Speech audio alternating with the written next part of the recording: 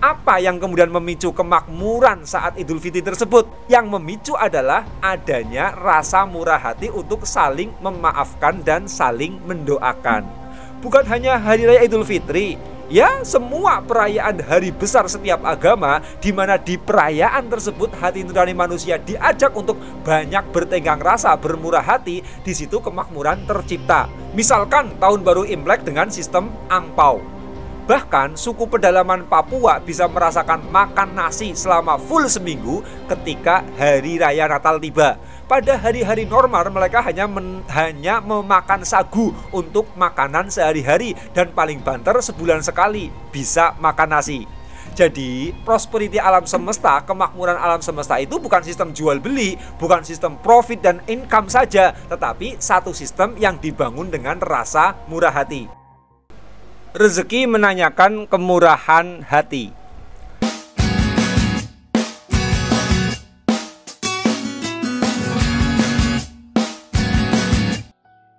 Di mana sih uang itu terkontrol ketat?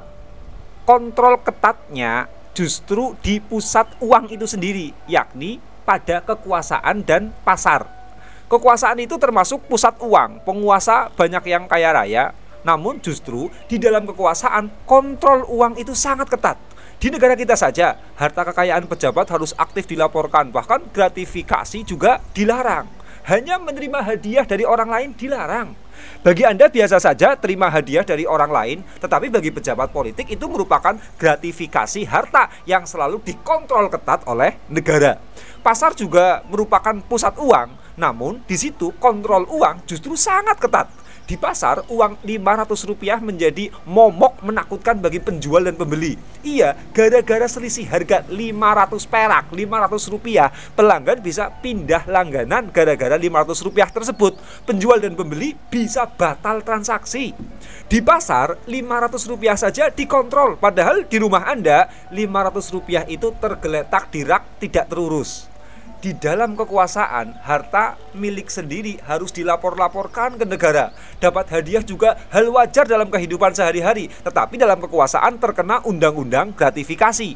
Di pasar, Rp500 itu menjadi momok seram yang mengontrol aktivitas kehidupan. Ada apa coba? Kenapa di pusat uang justru terjadi kontrol uang yang sangat ketat?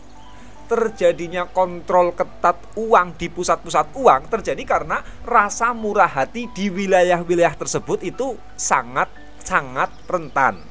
Di wilayah kekuasaan, permainan politik seringkali menggerus rasa murah hati kemanusiaan. Dengan tega teman mengkhianati teman, atasan mengkhianati bawahan, main telikung, musuh politik menjadi hal biasa, saling caci, saling maki, saling menjatuhkan, saling berebut, saling sikut, dan rasa-rasa ketiadaan rasa murah hati lainnya menjadi karakter khas sebuah politik. Tidak ada teman abadi, yang ada hanya kepentingan abadi. Begitulah slogan politik. Indikasi kalau di dalam sistem politik itu sangat minimal dengan yang namanya rasa murah hati.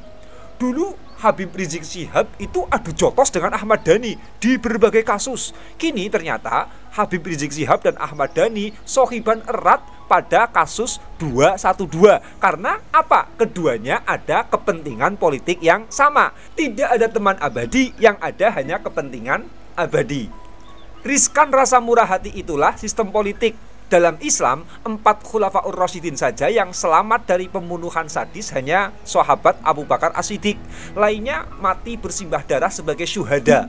Malahan pasca pembunuhan Utsman bin Affan, konflik politik Islam makin memanas. An Yahya bin Sa'idil Musayyab, waqa'atil fitnatul ula yaghni maqtala Utsmana falam tubqi min ashabi badrin ahadan.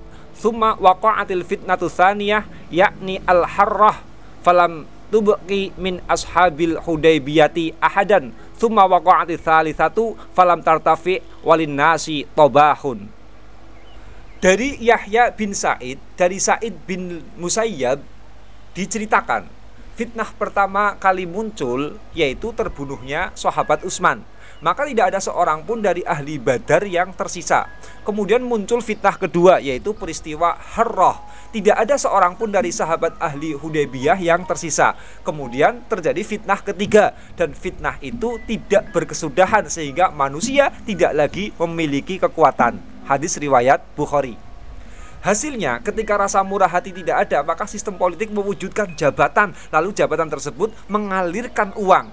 Uang yang mengalir dari energi politik adalah duit yang terkontrol ketat. Demikian halnya sistem pasar. Di pasar sangat minimalis rasa murah hati. Penjual datang ke pasar untuk mencari untung, pembeli datang ke pasar untuk cari harga murah. Di pasar yang ada hanya kepentingan diri yang cari untung. Sangat riskan dengan rasa murah hati. Hasilnya uang Rp500 saja terkontrol ketat oleh penjual dan pembeli. Ahabbul baladi ilallahi masajiduha wa abghadul biladi ilallah aswaquha. Artinya, tempat yang paling Allah cintai adalah masjid-masjid, dan tempat yang paling Allah benci adalah pasar-pasar. Hadis riwayat Muslim.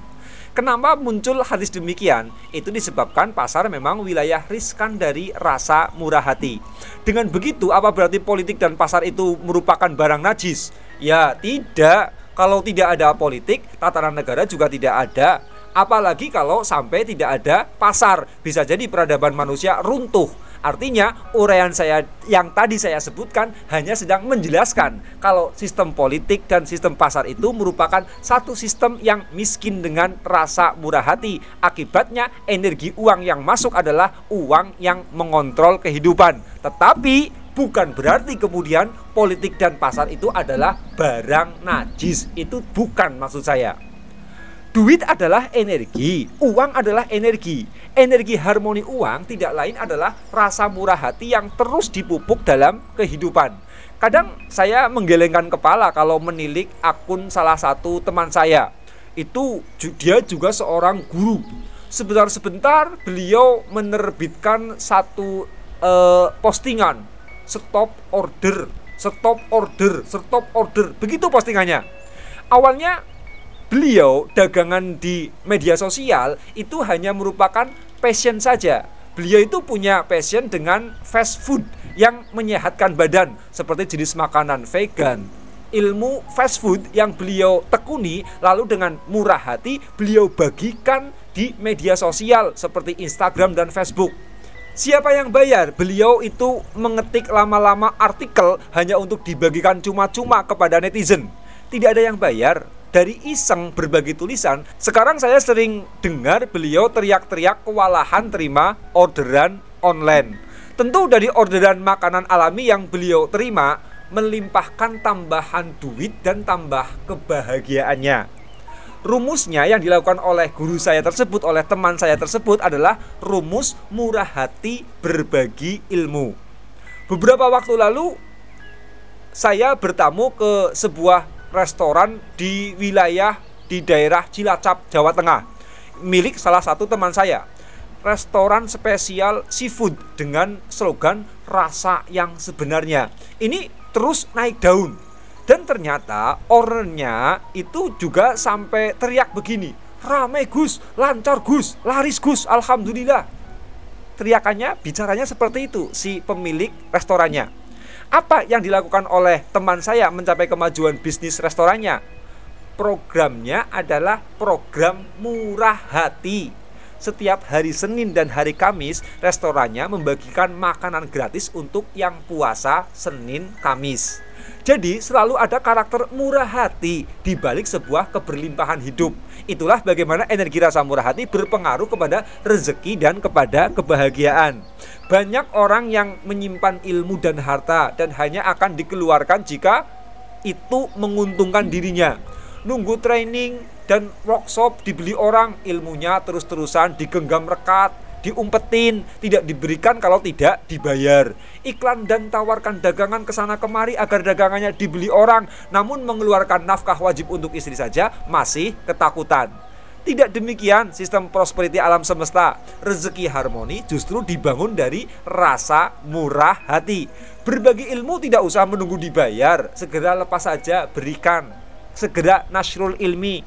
Teman saya yang tadi di atas yang jualan fast food itu sudah membuktikan Dia akhirnya peroleh rezeki tidak usah menunggu dagangannya dibeli orang. Berbagi dan sedekah saja semaksimal mungkin, nanti keran rezeki terbuka sendiri. Dan ternyata teman saya yang memiliki restoran seafood tersebut sudah membuktikan.